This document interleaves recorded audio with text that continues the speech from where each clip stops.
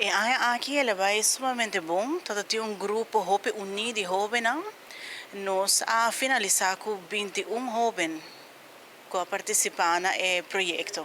Ela vai hope interativo e persona não kaduna e taller a sa de incorporar e material de viaje dentro do projeto e essa que assim ele hope mais interessante para não uno que não está hope mais ativo correto dentro do projeto e aí aqui não também como que a Associação Trabalho de Juventude na Aruba está para que toma full comunidade para guiar jovem e muita nós incorporamos 8 mentores e aí aqui na sa de reunir com o jovem também e guiar com um projeto.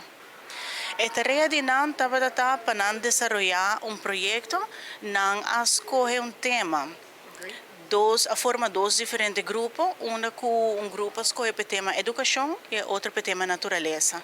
Então, na visitar também organização relacionada com o tema, e aqui na ARICOC e na IPA, para ter mais informação dentro do werkveld mesmo. Com a informação que nós temos, nós criamos um projeto. Essa aqui na elaborar arriba e outro área na executar o projeto aqui. Se na área informação tocante, na área training tocante como forma uma missão, como forma uma visão, como criar um plano para o projeto. Também full documentação e budget. E essa aqui nós quero agradecer Credit e Gilmar também para formar parte dessa aqui. Se jovem aqui já na mesa da hope ativo acaba, para qual na hora nominar, pero banda dessa aqui não em verdade outra realidade de vida, uma que trabalhando riba na projeto na wak essa aqui não trabalha.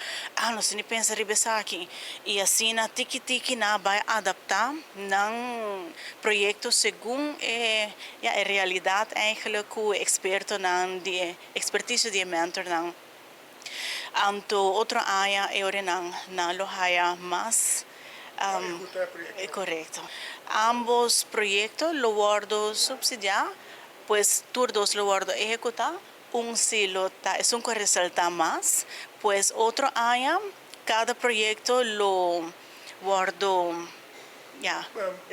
presentar em comunidade, correto. Outra área é a área grande de poder de juventude. Nós temos planos bonitos, diferentes e tudo é uma surpresa ainda.